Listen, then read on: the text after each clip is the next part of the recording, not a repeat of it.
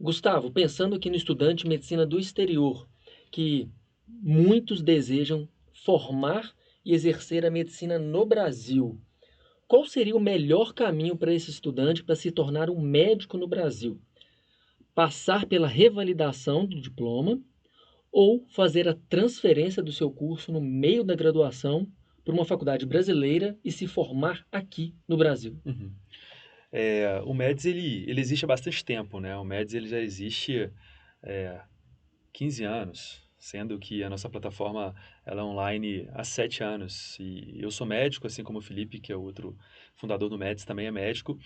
E nós já convivemos com vários médicos formados no exterior, médicos excepcionais formados no exterior. Aprendi bastante com cirurgiões formados no exterior, pediatras que trabalham aqui em Belo Horizonte, assim como cidades próximas.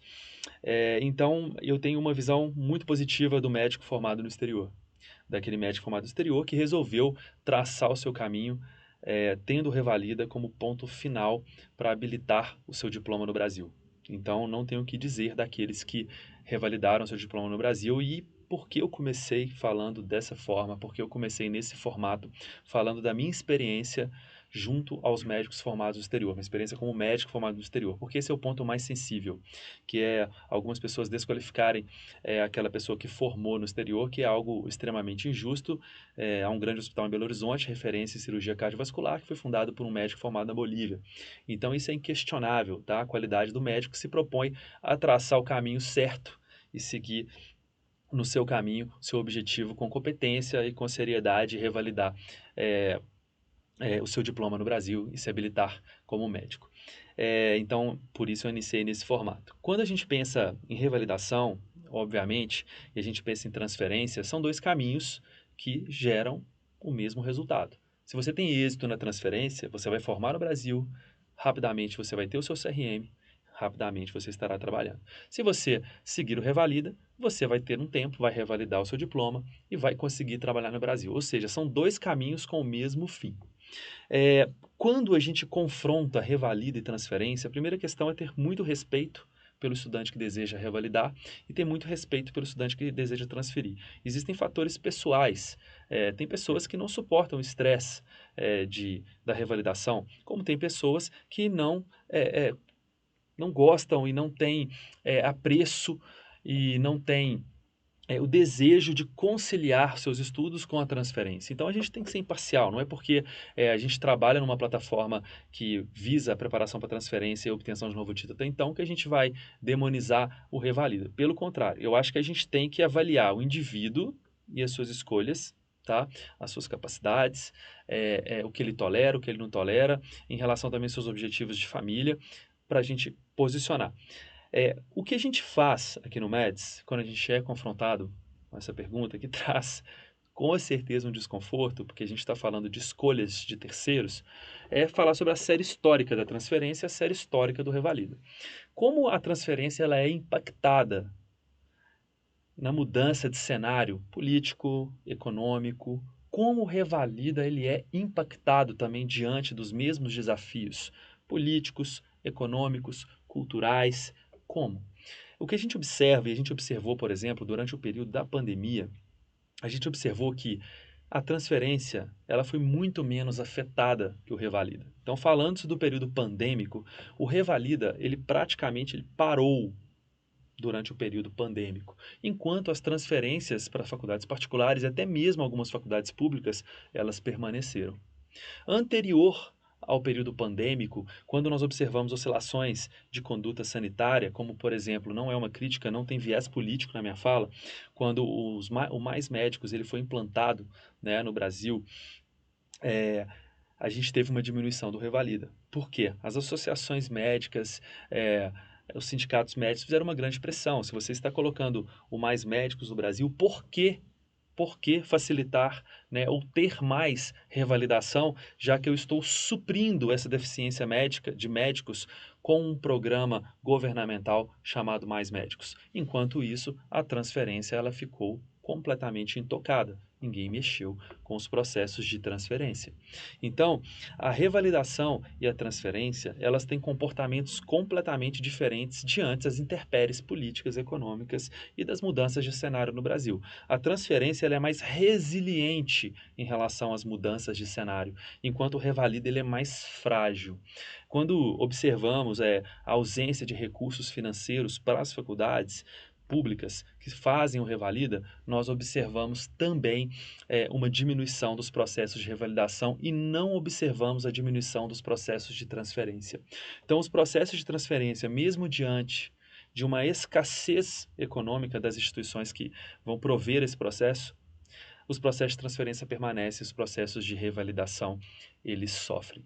Então, o processo de revalidação, ele mostra mais fragilidade nas mudanças de cenário.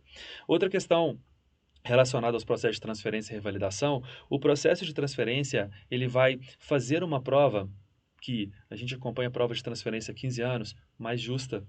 As provas de transferência, elas visam eliminar candidatos não preparados. Já o revalida, ele é um processo extremamente rigoroso.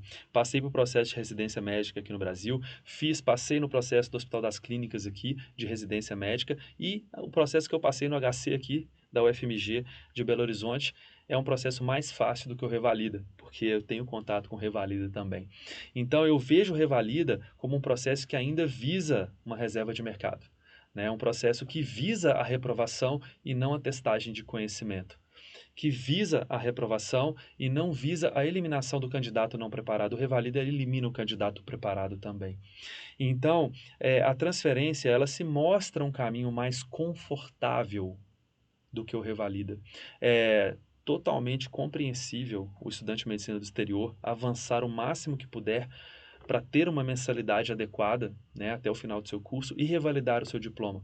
Mas ele, no final, ele não vai encontrar uma prova regular, ele vai encontrar uma prova com mais instabilidade que a transferência, ele não vai encontrar uma prova justa. O revalida é uma prova muito difícil, é uma prova que tem muito pé de página, ao contrário da transferência, que é um processo mais justo, é um processo mais previsível que o revalida, é um processo mais resiliente e estável. Os dois caminhos te levam ao mesmo fim, que é exercer a medicina no Brasil.